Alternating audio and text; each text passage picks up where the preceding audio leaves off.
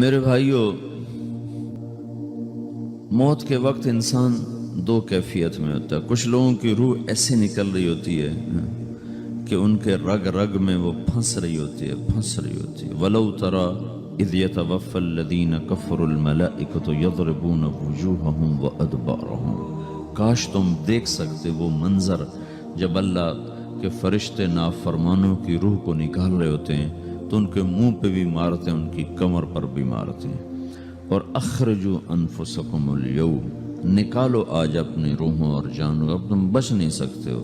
وہ پیچھے ہٹنا چاہتے ہیں، رب ارجعون، مجھے واپس کر دے تھوڑی دیر کے لیے، لعلی اعمل صالحا، اب میں پورا ٹھیک مسلمان بن کے چلوں گا۔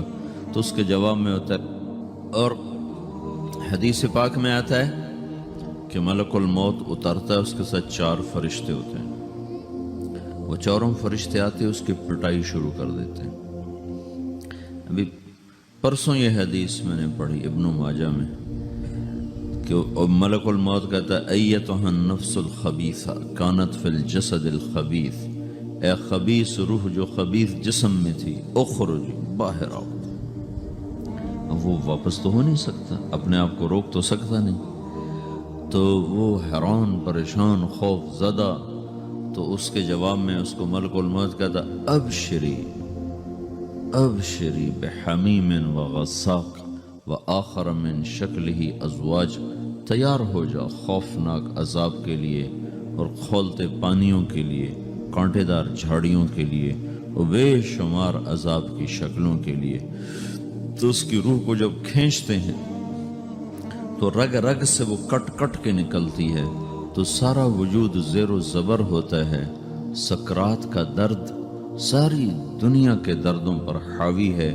جب اس کی روح نکلتی ہے اور اس کو لے کر آسمان پر چلتے ہیں تو دروازے پر پہنچتے ہیں تو اندر سے فرشتے پوچھتے ہیں کون ہے؟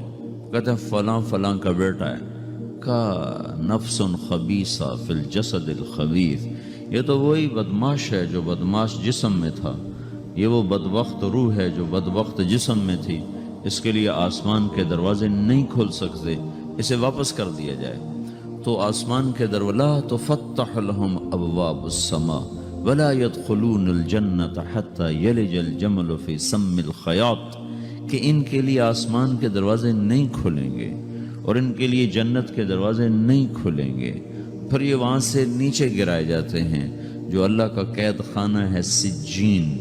وما ادراک ما سجین کتاب مرقوم، وہ تمہیں خبر نہیں کہ وہ کیا خوفناک قید خانہ ہے جو اللہ تعالیٰ نے بنایا ہے، اسے وہاں دھکیل دیا جاتا ہے۔ پھر قیامت تک اس کے لیے انتظار کی گھڑیاں ہیں اور عذاب کی شدت ہے۔ اور جب کوئی نیک آدمی اللہ تعالیٰ کے دربار میں جانے کا اس کا وقت آتا ہے تو اللہ تبارک و تعالیٰ فرماتے ہیں ان الذین قالوا ربنا اللہ ثم استقاموا تتنزل علیہم الملائکۃ الا تخافوا ولا تحزنوا وابشروا بالجنۃ التي کنتم توعدون نحن اولیاؤکم فی الحیاۃ الدنیا وفی الآخرہ ولکم فیہا ما تشتہی انفسکم ولکم فیہا ما تدعون نزل من غفور الرحیم۔ جب کوئی نیک مرد عورت کے جانے کا وقت آتا ہے تو اس کے لیے بھی فرشتے آتے ہیں اور آ کر اس کو خوشخبری دیتے ہیں اور آ کر اس کو تسلی دیتے ہیں کہ آپ غم نہ کریں، پیچھے والے بھی آپ کو مل جائیں گے، آپ خوف نہ کریں، آگے ساری منزلیں آپ کے لیے آسان ہیں، آپ کے لیے جنت بھی تیار ہے، رب بھی مہربان ہے۔ اور حدیث پاک میں آتا ہے کہ ملک الموت اور 4 فرشتے آتے ہیں، وہ 4 فرشتے اس کو سہلاتے ہیں، دباتے ہیں کہ موت کا درد اسے محسوس نہ ہو۔ اور ملک الموت فرماتے ہیں ایتھا النفس الحمیدہ کانت فی الجسد الحمید اخرجی، اے نیک روح جو نیک جسم میں تھی باہر آؤ۔ کیا کرو؟ وابشری بروح وریحان ورب راض عنک غیر غضبان، آپ کو بشارت ہو آپ کے لیے جنت تیار ہو چکی ہے اور وہاں کی ساری نعمتیں آپ کے لیے میسر ہو چکی ہیں اور اللہ آپ پہ راضی ہو چکا ہے اور اللہ آپ پہ خوش ہو چکا ہے۔ اس پر اس کی روح کو نکالا جاتا ہے، پھر سارے فرشتے اس کو استقبال کے ساتھ جو آسمان پر لے جاتے ہیں تو اندر سے پوچھتے ہیں کون ہے؟ کہ فلاں کا بیٹا، فلاں کی بیٹی۔ کہتے ہیں نفس حمیدہ فی جسد حمید، یہ تو نیک روح تھی جو نیک جسم میں تھی، مرحبم بہی، اس کو ہم سب استقبال کس کا کرتے ہیں، اور ایک دم آسمان کے دروازے کھلتے ہیں، پھر وہ پہلا، دوسرا، تیسرا، چوتھا سارے آسمان پار کرتا ہوا اللہ پاک کے عرش کے نیچے کے جا کر، مرد ہے یا عورت، وہاں جا کر سجدے میں سر رکھتا ہے، اور اللہ تعالیٰ فرماتے ہیں ہاں اس نے ہمیں خوش کیا، ہم اسے خوش کریں گے، اور اس کو عافیت کے ساتھ وہاں آسمان میں، پہلے آسمان سے لے کر اللہ کے عرش تک یہ سب ویٹنگ روم بنے ہوئے ہیں، جہاں اللہ اپنے اپنے درجات کے مطابق جنت والوں کو ٹھہراتا ہے، اور وہ انتظار گاہ ہے، اور وقت ختم ہو جاتا ہے، لہٰذا انتظار کی جو تکلیف ہے وہ بھی ختم ہو جاتی ہے، وقت ختم تو انتظار کا احساس ختم، اور ٹائم کے گزرنے کا احساس ختم۔ تو جیسے اصحاب کہف کو اللہ نے غار میں داخل کر کے تو غار کے اندر سے وقت کو نکال کے باہر پھینک دیا، باہر 300 سال گزرے، اندر آدھا ہی دن گزرا تھا۔ وہ جب اٹھے ہیں تو وہ 25 برس کا نوجوان 325 سال کا ہو کے نہیں اٹھا، وہ 25 سال کی عمر میں اٹھا ہے، نہ ناخن بڑا ہے، نہ مونچھیں بڑی ہیں، نہ ان کی داڑیاں لمبی ہوئی ہیں، جو تو زندہ تھے، مر نہیں گئے تھے، تو زندہ کے تو بال بھی بڑھتے ہیں، ناخن بھی بڑھتے ہیں، لیکن وہ اس طرح اٹھے کہ 300 برس گزر گئے، اور 25 برس کا نوجوان 25 سال کی عمر میں اٹھا ہے، 20 برس کا 20 برس کی عمر میں اٹھا ہے، اور وہ کہنے لگے کم لبثنا، بھائی کتنا ٹھہرے ہیں، کہ یومن او بعض یومن، لگتا ہے کوئی دن، آدھا دن ٹھہرے ہیں۔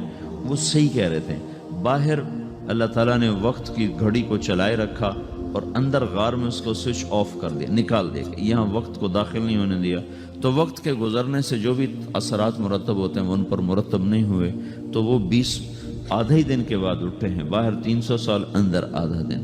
یہی کچھ اللہ تبارک و تعالیٰ برزخ میں کر دیتا ہے، وقت کو ختم کر دیتا ہے، گزرنے کا احساس نہیں ہوتا ہے۔ تو اس طرح میرے عزیزو، یہ دو موتیں ہر انسان دیکھتا ہے، یا وہ جنت کے فرشتوں کا استقبال دیکھتا ہے، یا جہنم کے فرشتوں کی مار اور پٹائی کو سہتا ہے۔ رابعہ بصری رحمۃ اللہ علیہ کا انتقال ہونے لگا تو انہوں نے رات کو فوت ہوئی، تو انہوں نے اپنی خادمہ کو بلا کے فرمایا کہ کسی کو بتانا نہیں، جب میں مر جاؤں تو پڑوس میں 2-4 کو بلا کر نا میرا جنازہ پڑھوا دینا، اور جس کرتے میں تہجد پڑھتی تھی وہی میرا کفن بنا دینا، اور صبح بے شک لوگوں کو بتا دینا، میرے مرنے کے بعد میری میت کو رکھنا نہیں، فوراً دبا دینا۔ تو جب ان کا انتقال ہوا تو انہوں نے پڑوس کے 2-4 10-20 آدمی بلائے، اور ان کو تدفین تجہیز سب کچھ ہو گئی، صبح شور مچا کہ وہ رابعہ بصری کا انتقال ہو گیا۔ تو اگلے دن وہ خواب میں اس خادمہ کو ملی اور کہا بیٹی تیری بڑی مہربانی، تو نے میری وصیت کے مطابق عمل کیا۔ اس نے دیکھا کہ انہوں نے ایک خوبصورت سبز لباس پہنا ہوا ہے، تو وہ فرمانے لگی، انہوں نے سوال کیا کہ آپ کے ساتھ قبر میں کیا ہوا؟ تو وہ کہنے لگی کہ میرے پاس منکر نکیر آئے تھے اور مجھ سے کہنے لگے من رب کی، تیرا رب کون ہے؟ تو میں نے کہا سبحان اللہ، 40 برس جس کو میں نہ بھلا سکی اس کو 4 ہاتھ زمین میں آ کے میں بھول جاؤں گی۔ ان کا 42 برس کی عمر میں انتقال ہوا تھا۔ تو وہ کہنے لگے سبحان اللہ، جس کو میں 40 برس نہ بھولا سکی میں اسے 4 ہاتھ زمین کے اندر آ کے بھول جاؤں گی۔ تو منکر نکیر کہنے لگے اس کا کیا حساب لینا؟ پھر انہوں نے پوچھا کہ وہ آپ کا وہ کرتا کہاں گیا تہجد والا جس میں آپ کو کفن دیا تھا؟ کہا وہ اللہ نے مجھ سے لے لیا ہے اور میرے اعمال کے خزانے میں رکھ دیا ہے، قیامت کا دن میرا وہ کرتا بھی میرے ترازو میں تولا جائے گا، اور مجھے یہ لباس پہنایا ہے جو جنت کا لباس ہے۔ یہ بھی ایک موت ہے، اس طرح بھی لوگ مرتے ہیں۔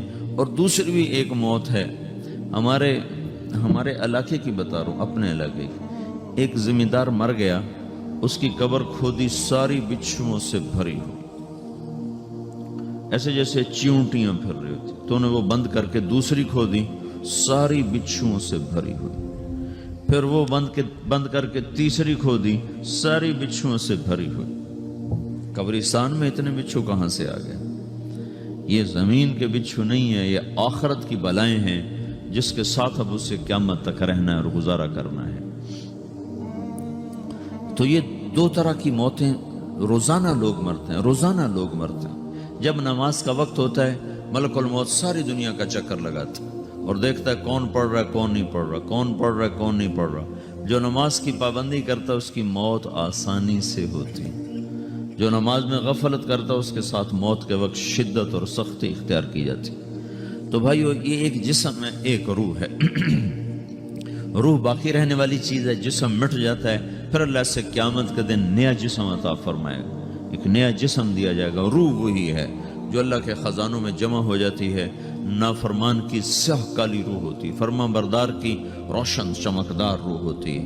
تو اللہ نے کچھ تقاضے جسم کے رکھے ہیں اور کچھ روح کے رکھے ہیں۔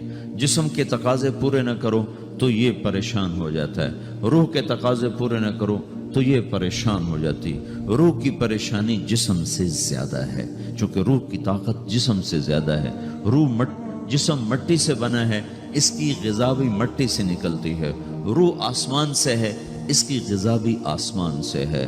روح کا تعلق جب تک اللہ سے نہیں جڑتا، اس سے بھوک اور پیاس لگتی رہتی ہے۔ جسم کو جب تک روٹی اور پانی نہ ملے یہ تڑپتا اور پریشان رہتا ہے۔